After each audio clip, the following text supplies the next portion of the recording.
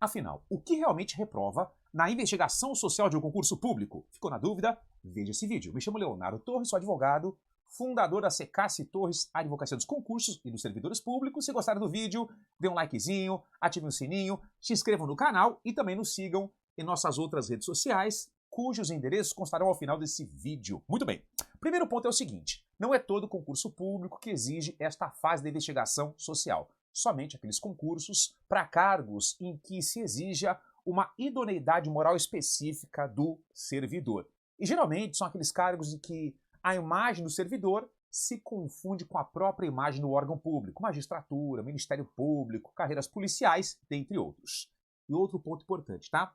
É fundamental que esta fase de investigação social esteja prevista em lei e não apenas no edital. Então a lei que criou o cargo público, ela deverá prever o quê? Que uma das exigências para que você possa ocupar aquele cargo será aprovada na investigação social. Não basta a previsão no edital, que é um simples ato administrativo infralegal. Tem que ter previsão na lei. Artigo 37, inciso 2 da Constituição Federal, aliás, inciso 1, que vai trazer o quê? O princípio da reserva legal. Os requisitos para que você ocupe um cargo público devem estar previstos em lei formal. Lei que passe por um processo legislativo, não bastando apenas a previsão no edital, que eu insisto, é um ato infralegal. Ok? Vamos lá, então, primeiro ponto. Boletim de ocorrência.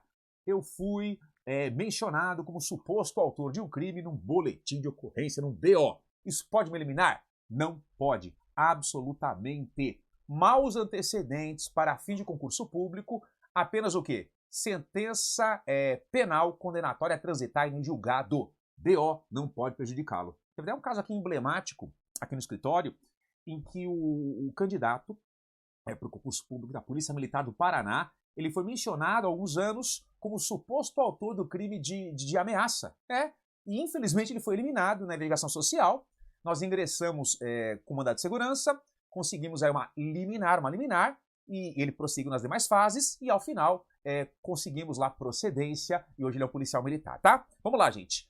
Inquérito policial. Eu fui indiciado no inquérito policial, gente. Você sabe que o indiciamento é quando a autoridade policial o torna suspeito oficial. Isso tem o condão de me prejudicar nessa fase? Não, absolutamente não. Eu insisto, somente será tido como mau antecedente uma sentença condenatória transitada em julgado, sentença penal. Muito bem. Condenação não definitiva. Eu sou réu numa ação penal, eu fui condenado em primeira instância, só que ainda existem recursos a serem julgados. Eu insisto, mais uma vez, se não transitou em julgado, uma sentença, aliás, uma ação penal em andamento, por mais que haja uma condenação não definitiva, não pode prejudicá-lo ou prejudicá-la. Muito bem. Eu celebrei uma transação penal ou um acordo de não persecução penal. Para alguns crimes menos graves, cabe ou a transação penal ou o acordo de não persecução penal. Isso pode me prejudicar? Também não. De tanto que a própria lei ela estabelece que o ANPP e a transação penal não gerarão maus antecedentes. Só tem um efeito: impedir que você realize, que você celebre outro acordo ou outra transação em até o quê? 5 anos. Legal. Eu tenho minha família, eu tenho parentes criminosos, a minha tia é traficante, o meu primo ele é contrabandista, enfim, os meus parentes eles são criminosos. Isso pode me prejudicar? Absolutamente não pode. Princípio da intranscendência da responsabilidade pessoal, gente, tem previsão na Constituição. A pena não passará da pessoa do condenado. Eu não posso ser punido, né, por más escolhas feitas pelos meus familiares. Teve até um caso emblemático em São Paulo, que infelizmente o indivíduo ele concorria a um cargo da Polícia Militar Paulista, foi eliminado na investigação social, porque a tia ela era traficante, né? Ela foi condenada por tráfico e tal, e ele foi eliminado, ingressou com uma ação judicial, né? E o Poder Judiciário Paulista entendeu que não, né? Que esse fato não poderia impedir aí o candidato de tomar posse no cargo da polícia. Legal. Mas o que, gente? Falsa declaração ou omissão. Olha que interessante. O fato de você, por exemplo, ser réu numa ação penal não pode prejudicá-lo. Agora, omitir isso, ou de alguma forma trazer uma informação falsa, isso sim pode eliminá-lo. A omissão ou a afirmação falsa tem um condão sim de eliminá-lo. Perfeito? Mas o que, gente? Uso de drogas ilícitas. Tem que ter uma sentença condenatória transitada em julgado. Demissão em outro cargo público. depende, tá? A depender do motivo que ensejou a sua demissão, por exemplo, ó, na esfera federal, algumas situações que ensejam a demissão de servidores impedem os servidores federais de ocuparem outros cargos federais em até o quê? 5 anos, tá? Então depende aí do fato que ensejou a sua demissão em outro cargo público. Nome sujo, SPC Serasa? Óbvio que não, né? Óbvio que não, porque às vezes a pessoa se endivida, né? E ela quer sanar esses problemas, pagar os credores, e uma das formas aí é você ocupar um cargo público. Então não faria sentido, né, o nome sujo proibi-lo, né, impedi-lo, obstar a sua posse. Eu fui réu no processo civil e fui condenado a indenizar alguém. Isso pode me prejudicar na investigação social? Também não. Não tenho condão. Atos infracionais. Quando eu era menor de idade, eu pratiquei lá uma conduta análoga, né, a um crime, um ato infracional, e eu fui condenado a uma medida de segurança. Isso pode me prejudicar? Também não, também não. Cuidado, porque o menor de idade é inimputável, ele não pratica crime, pratica o quê? Atos infracionais, ok? E a ele não se aplica a pena, e sim uma medida de segurança para protegê-lo.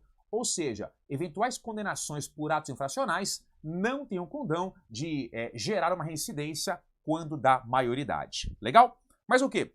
Doenças graves, depressão, ansiedade, não pode eliminá-lo na investigação social. Talvez possa eliminá-lo no exame médico, mas na investigação social, não, tá? E só um detalhe, em relação à depressão, ansiedade, são doenças curáveis, tá? E uma vez que a pessoa ela se curou, não há nenhum óbice para que ela ocupe o cargo público, tá? Alguns editais proíbem que a pessoa esteja em tratamento, mas tem que ler direitinho o edital. Infrações de trânsito, a princípio não. Agora, se aquela infração de trânsito ela também caracterizar um crime de trânsito, e se houver uma sentença judicial transitada em julgado, em tese, isso sim pode eliminá-lo aí na investigação social.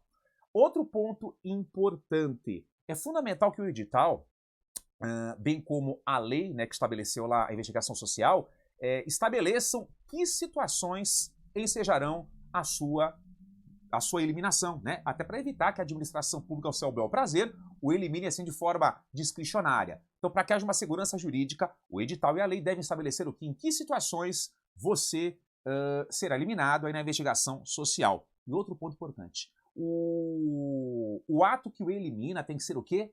Motivado. Não basta que a administração pública o elimine, ou traga uma motivação genérica, ou simplesmente mencione o dispositivo de lei que, em tese, você feriu. É fundamental que ela motive, narrando os fundamentos de fato e os fundamentos de direito. Tanto que a falta de motivação ou a motivação insuficiente, essa tese é uma tese muito boa para que se consiga uma liminar, né, em relação ao candidato eliminado, para que ele prossiga aí nas demais fases do concurso público. É isso? Então é isso aí, tá? Se porventura você foi eliminado em algumas dessas situações, né, cabe sim buscar o Poder Judiciário. E só para fechar, teve um caso emblemático da Polícia Penal, acho que foi do Mato Grosso. O indivíduo tinha sido condenado criminalmente, sentença judicial transitada em julgado, ele pleiteou a reabilitação. Reabilitação é um instituto que é previsto onde? Lá no processo penal, onde você, cumprindo alguns requisitos, você consegue o quê?